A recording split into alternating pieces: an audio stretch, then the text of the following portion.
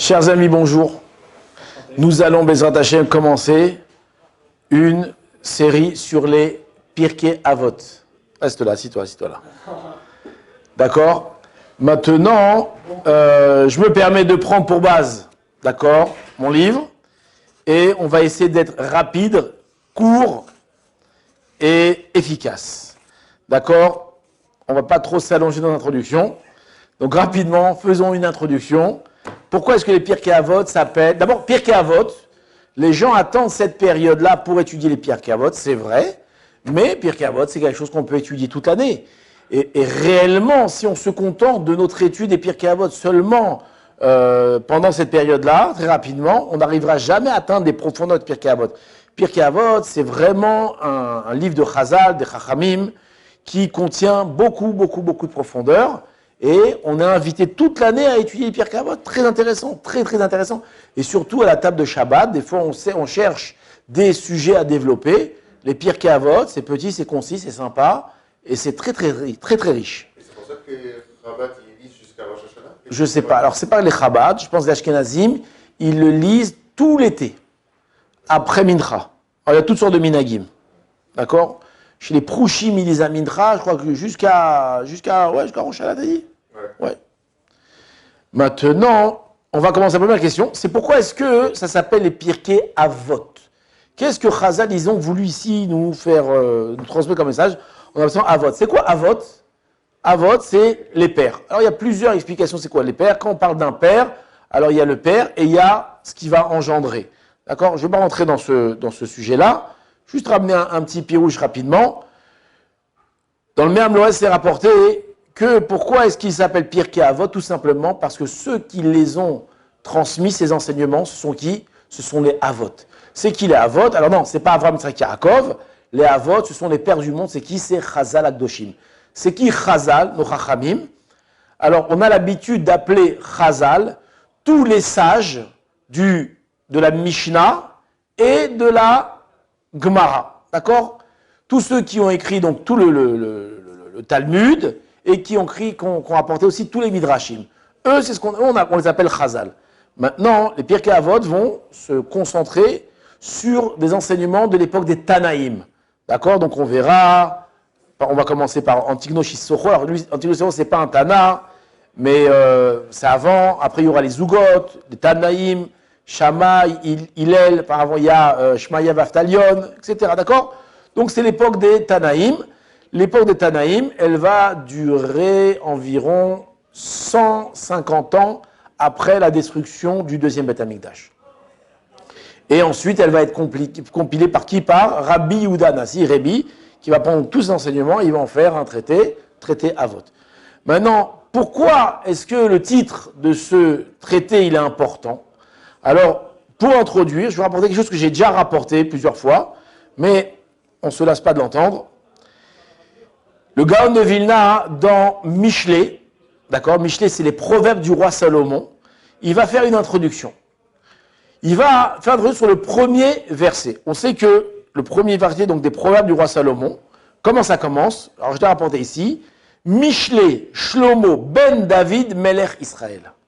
Voici donc les proverbes de Salomon, fils de David, roi d'Israël.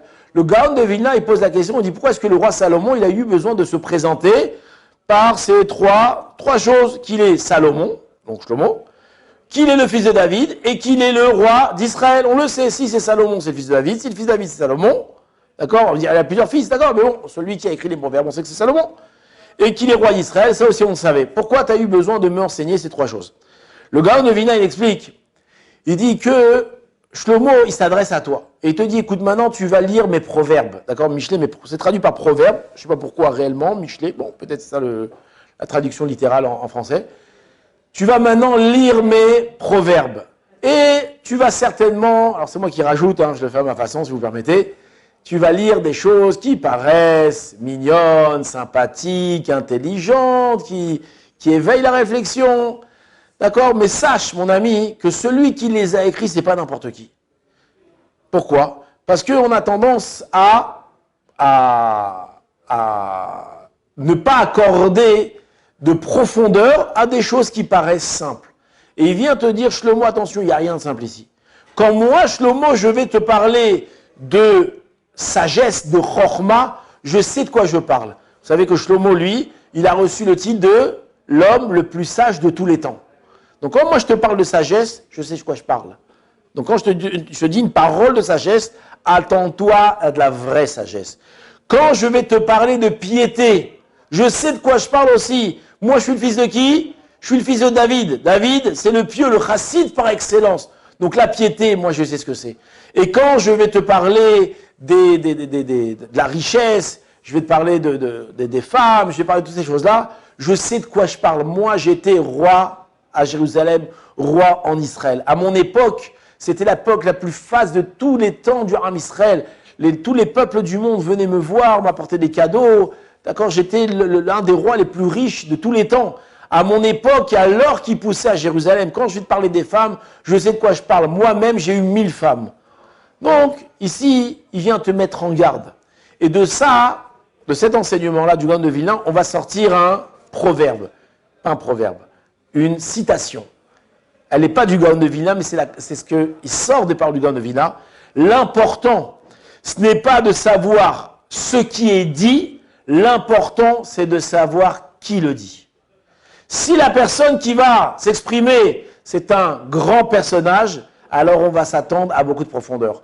Si la personne qui va parler, c'est un petit rien du tout, alors il peut dire la phrase la plus intelligente ou la plus belle qui paraisse, elle n'est pas forcément, elle n'a pas elle n'a pas de kissouille, comment on dit, quand tu as sur ton compte en banque, tu as des... C'est bien, tu as plein de zéros dans ton compte en banque. Quand tu as du crédit, oui, de l'argent, tu as du crédit. Donc, ce qui est important, rappelez-vous l'expression, ce n'est pas important de savoir ce qui est dit, c'est important de savoir qui le dit. Et donc, c'est exactement ce qui a marqué ici, c'est Pirkei Avot. Ce sont les enseignements, c'est des enseignements de qui? Des pères du monde, c'est qui? De Chazal Akdoshim, qui étaient des grands personnages. Chacun d'entre eux était capable de ressusciter des morts. C'était des gens qui avaient une connaissance qui allait d'un bout à l'autre du monde. Donc, lorsqu'ils vont te parler de choses, ils vont te parler de choses qui sont très très profondes. Je rajoute encore une explication. On voit dans Baba Kama, il y a la notion de Avot et de Toldot. On voit aussi dans Shabbat Avot et Toldot. Il y a le père et ce qui va engendrer. Les dérivés, exactement. Maintenant, ça c'est au niveau du Drash. Il y en a qui expliquent que les paroles de Avot, elles vont aussi avoir des Toldot, des engendrements. Plusieurs façons de comprendre, mais la façon qu'on veut nous expliquer ici, c'est que les termes qui vont être employés, ils vont avoir beaucoup de facettes. Les phrases, les enseignements, ils vont être capables, ils vont avoir plusieurs facettes, on va les expliquer de plusieurs façons. Ça veut dire qu'on ne doit pas se limiter à la première explication ou à une seule facette de ce qui a été écrit, à vote, mais il y a aussi beaucoup de toldot. Et on verra tout au long de l'étude que les mots qui vont être employés, les expressions qui vont être employées, la façon dont les choses vont être dites, vont rapporter encore une multitude d'enseignements. Et c'est pour ça qu'il va faire de Pirkei Avot un livre qui va contenir autant d'enseignements. Donc ça, c'était l'introduction. Bezrat Hashem, nous commençons bientôt.